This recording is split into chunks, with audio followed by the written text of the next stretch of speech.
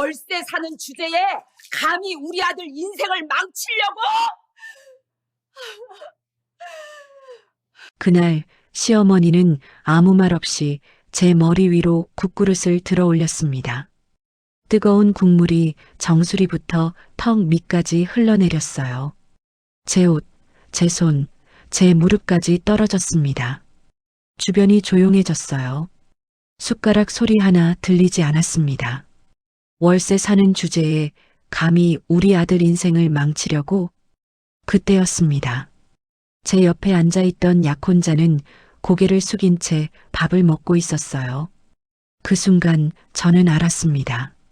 오늘 이 자리는 상견례가 아니라 제가 버려지는 날이라는 것을요. 하지만 그들은 몰랐습니다. 그날 이후 모든 게 달라질 거라는 건요. 모든 건 4년 전부터 시작됐습니다. 제 이름은 서민아입니다. 29살이에요. 매일 아침 7시에 일어났습니다. 지하철을 타고 회사에 갔어요. 마포에 있는 작은 오피스텔에 살았습니다. 월세는 35만 원이었어요. 회사는 중소기업 격리부였어요. 월급은 넉넉하진 않았지만 저축도 하고 생활도 할 수 있었습니다. 점심은 편의점 도시락을 먹었어요. 25살 겨울 부모님이 동시에 교통사고로 돌아가셨어요. 장례식장에 혼자 앉아 있었습니다. 며칠 후 이정우 변호사님이 사무실로 불렀습니다. 미나야, 내 부모님이 널 위해 이만큼 남겨주셨어. 서류 뭉치를 내밀었어요. 건물 등기부등본이었습니다. 이게 뭐예요? 내 앞으로 된 재산이야. 건물 12채. 시세로 따지면 한 800억 정도 돼. 숨이 멎는 줄 알았어요. 미나야, 이 돈 조심해야 해. 사람들이 알면 내게 다가오는 이유가 달라질 거야. 그날 결심했어요. 절대 이 돈으로 사람을 판단하지 말자. 진짜 나를 좋아하는 사람을 만나자. 1년 후 준혁을 만났습니다. 회사 회식 자리였어요. 미나 씨, 커피 한 잔 할래요? 착하고 성실해 보였어요. 너랑은 돈 없어도 행복할 것 같아. 그 말에 가슴이 뛰었습니다. 이 사람이다 싶었어요. 그래서 시험하기로 했습니다. 진심인지 아닌지요. 숨겼어요. 평범하게 살았습니다. 월세 오피스텔에 살고 편의점 도시락 먹고 지하철 타고 진심을 보고 싶었거든요. 4년이 흘렀어요. 그리고 드디어 마지막 시험이 왔습니다. 미나야, 다음 주 토요일에 우리 부모님 뵙자. 상견례 전날 밤이었어요. 준혁한테서 전화가 왔습니다. 미나야, 내일 잘 부탁해. 엄마가 좀 까다로우셔서. 가슴 한구석이 답답해졌어요. 그냥 밝게 웃으면서 대답 잘하면 돼. 전화를 끊었어요. 하지만 그 목소리가 계속 귓가에 맴돌았습니다. 다음 날 아침 수수한 아이보리색 블라우스에 검정 스카트를 입었어요. 선물을 사러 이마트에 갔습니다. 백화점은 너무 비쌌거든요. 한과 세트를 샀어요. 5만 원짜리였습니다. 정성이 중요하지. 상견례 장소는 강남의 한정식당 인숙정이었습니다. 준혁 어머니가 운영하신다는 곳이었죠. 고급스러운 한옥 건물이었어요. 입구부터 범상치 않았습니다. 검은 양복을 입은 직원이 문 앞에 서 있었어요. 주차장에는 외제차들이 줄지어 있었고요. VIP룸으로 안내받았습니다. 문을 열었습니다. 이미 두 분이 앉아 계셨어요. 최인숙, 준혁 어머니였습니다. 순간 숨이 막혔어요. 첫인상부터 압도적이었습니다. 온몸이 명품이었어요.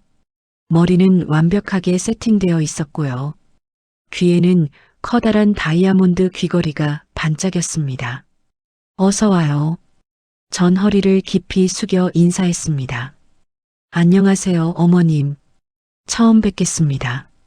서민아라고 합니다. 최인숙이 저를 위아래로 훑어봤어요. 입꼬리가 살짝 올라갔어요. 비웃는 것 같았습니다. 어머니, 미나가 준비한 선물이에요. 준혁이 제가 준비한 한과 세트를 내밀었어요. 최인숙이 포장지를 보더니 코웃음을 쳤습니다.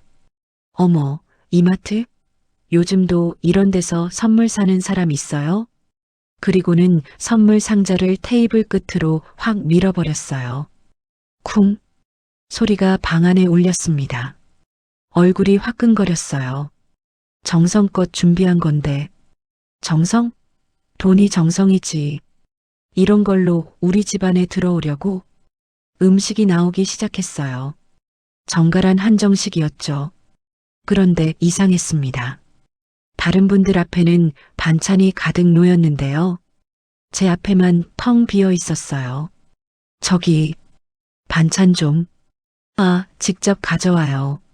우리 집 며느리 되면 그것보다 더한 것도 해야 하는데. 전 일어나서 반찬을 가져왔어요. 손이 떨렸습니다. 최인숙이 말을 시작했습니다.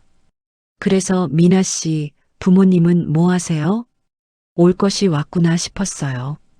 부모님은 일찍 돌아가셨습니다. 아, 그래요? 그럼 혼자 크신 거네요? 외할머니께서 키워주셨어요. 어린 나이에 부모 잃으면 고생 많으셨겠네요. 가슴이 아팠어요. 하지만 참았습니다. 그럼 어디 사세요?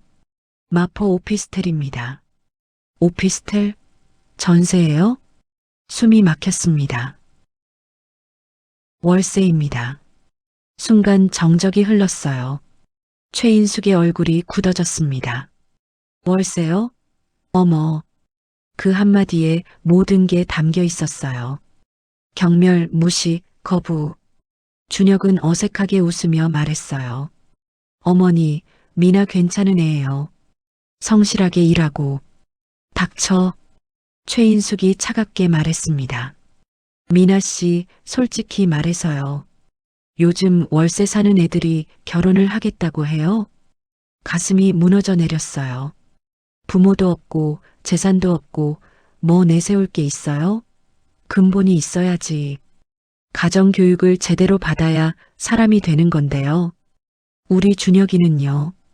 의사 딸, 변호사 딸들이 줄 서 있다고요. 근데 하필이면 월세 사는 애를 데려와? 전 아무 말도 할 수 없었습니다.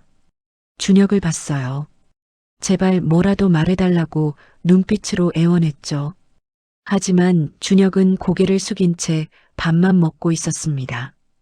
그때였어요. 최인숙이 제 앞에 놓인 국그릇을 확 당겨갔습니다. 국물이 튀었어요. 제 블라우스에 몇 방울 떨어졌죠. 이것도 아까운데. 가난한 애한테 이런 거 먹일 필요 없지. 뜨거운 국물이 제 머리 위로 쏟아졌습니다. 정수리부터 이마, 뺨, 목, 옷까지. 뜨거웠어요. 하지만 그것보다 더 뜨거운 건 수치심이었습니다. 주변이 조용해졌어요. 숟가락 소리도 멈췄습니다. 준혁이 말했습니다. 어머니. 하지만 일어나지는 않았어요. 최인숙이 말했어요. 어차피 헤어질 거 아니야? 지수 만나게 할 거였어. 회사 후배 한지수. 의사 딸이야. 내 같은 애보다 100배 나아. 그때였습니다. 테이블 위에 놓인 준혁의 핸드폰이 드르륵 하고 떨리더니 화면이 잠깐 켜졌어요. 화면 위에 이름이 떠 있었어요. 지수. 그리고 그 아래 짧은 문장이 한 줄. 오빠, 오늘 끝나면 바로 연락 줘.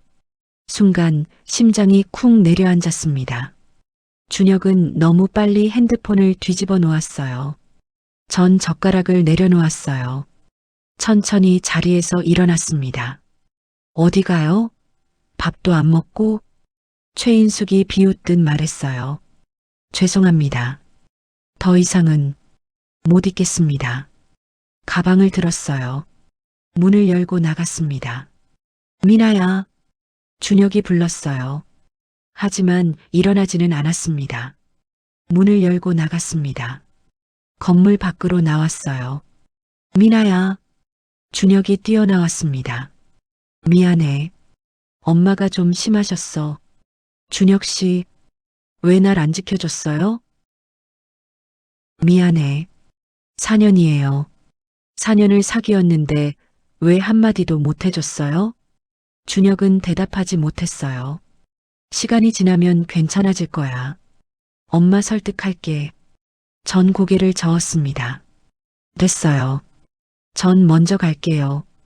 집으로 돌아가는 지하철 안이었어요. 눈물이 흘러내렸습니다. 오피스텔에 도착했어요.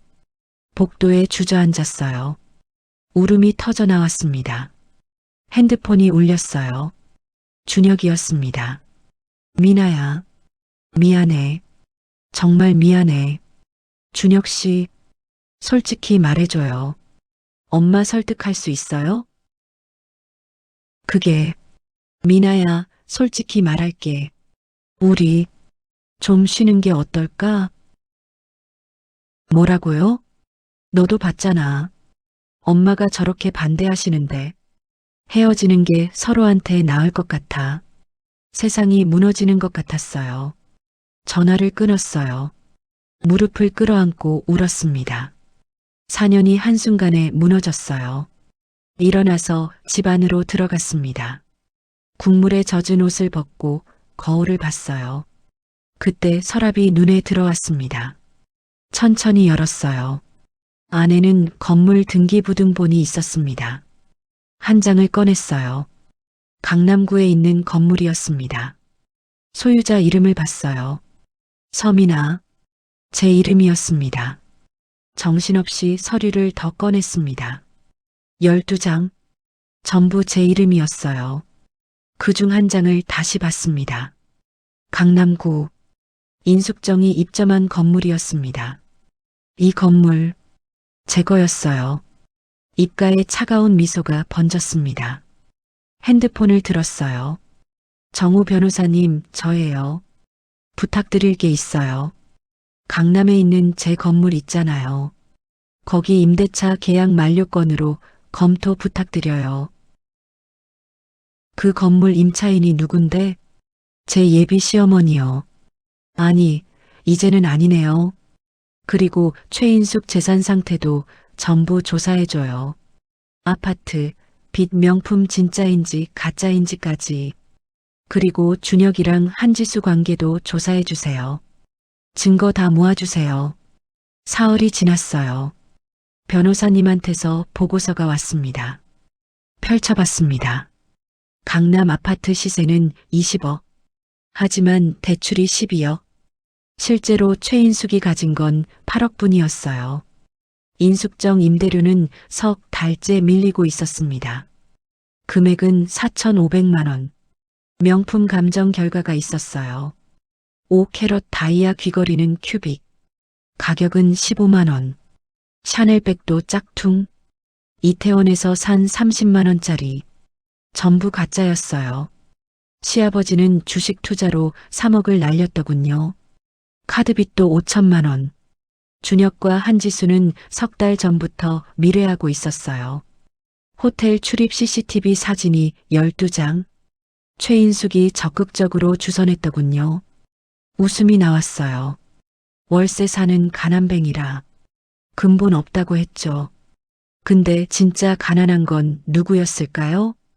그날 오후 준혁한테서 전화가 왔습니다. 미나야, 제발 한 번만 더 만나자. 엄마한테 사과받을게. 잠시 생각했습니다. 좋아요. 만나죠. 같은 장소에서 봐요. 인숙정에서요. 전화를 끊었습니다. 인숙정에 도착했습니다. 똑같은 VIP룸이었어요. 최인숙과 준혁이 이미 앉아 있었어요. 그런데 옆에 한 명이 더 있었습니다. 젊은 여자, 20대 중반쯤, 한지수였습니다. 문을 열고 들어가자 최인숙이 비웃듯 말했어요. 어머, 또 왔네? 생각 바뀐 거야? 전 조용히 자리에 앉았습니다. 네, 생각이 바뀌었어요. 그래, 현명한 선택이야. 우리 준혁이랑 헤어지기로 한 거지? 아니요. 제가 생각을 바꾼 건요. 더 이상 숨기지 않기로 했다는 겁니다. 숨기다니 무슨 소리야? 가방에서 서류를 꺼냈어요. 테이블 위에 펼쳐놨습니다. 이게 뭔데? 최인숙이 서류를 집어들었어요. 건물 등기부등본이었습니다. 눈으로 글자를 훑더니 얼굴이 굳어졌어요.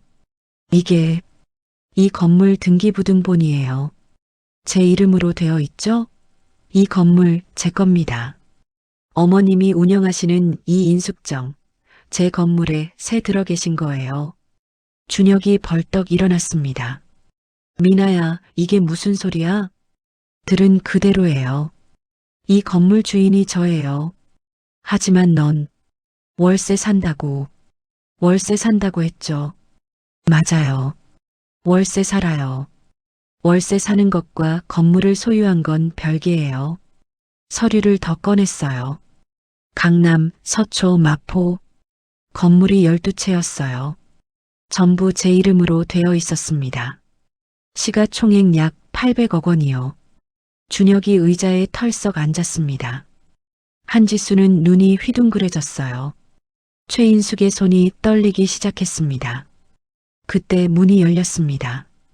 이정우 변호사님이 들어오셨어요. 실례합니다. 서민아 고객님, 법률 대리인 이정우입니다.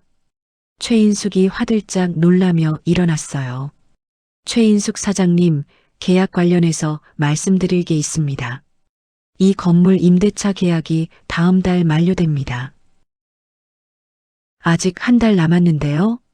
건물주이신 서민아 고객님께서 재계약 안 하신다고 하셨습니다. 한 달 안에 이 건물에서 나가주셔야 합니다. 그리고 임대료 연체 내역입니다. 총 4,500만 원. 연체료와 위약금 포함해서 전액 청구 예정입니다. 이게 무슨... 그리고 이것도 확인하셨으면 합니다. 변호사님이 또 다른 서류를 펼쳤어요. 명품 감정 결과서입니다. 최인숙 사장님이 착용하신 다이아 귀걸이, 샤넬백, 에르메스 스카프, 전부 감정 의뢰했습니다. 결과는 전부 모조품입니다. 준혁이 놀라며 어머니를 봤어요. 그리고 강대호 씨 부채 목록도 있습니다. 주식 투자 손실 3억, 카드빚 5천만 원. 마지막으로 박준혁 씨와 한지수 씨의 미래 증거입니다. 석 달 전부터 호텔 출입 기록, 문자 내용. 한지수가 얼굴이 빨개지며 고개를 떨구었어요. 최인숙이 무릎을 꿇으려 했어요. 미나 씨, 아니 미나야, 제발 일어나세요. 그날 저도 아무 말 못했으니까요. 최인숙을 내려다봤습니다. 근본 없다고 하셨죠? 가정교육 못 받았다고 하셨죠? 제 부모님은 이만큼 남겨주셨어요. 그리고 절대 돈으로 사람을 판단하지 말라고 가르쳐 주셨죠. 무릎 꿇을 필요 없어요. 어차피 재계약 안 할 거예요. 준혁이 다가왔습니다. 미나야, 이건 아니잖아. 내가 이런 사람인 줄 몰랐어.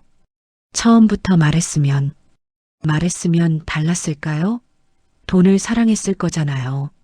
저를 사랑한 게 아니라 지켜주지 못하면서 사랑한다고 하는 건 사랑이 아니에요.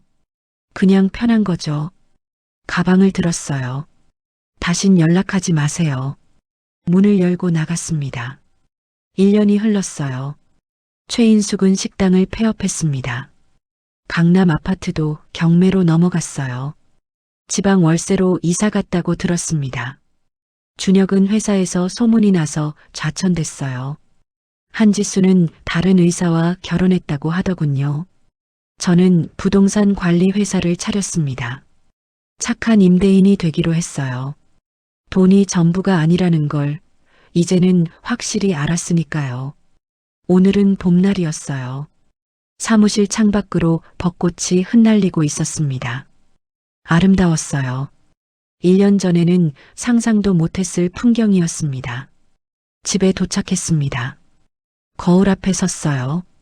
1년 전 국물 범벅이 됐던 그날과는 다른 제가 있었습니다. 창밖을 바라봤습니다. 별이 빛나고 있었어요. 그날 국을 맞고도 침묵했던 내가 가장 미안했습니다. 그래서 이제는요, 아무리 사랑하는 사람 앞에서도 나를 버리지 않기로 했습니다. 새로운 시작이었습니다. 여러분의 인생에도 이런 말 한마디 못했던 순간이 있었나요? 오늘 이야기가 여러분 마음에 작은 위로가 되었기를 바랍니다. 마음에 남으셨다면 구독과 좋아요로 함께 해주세요. 다음 이야기로 다시 찾아오겠습니다. 고맙습니다.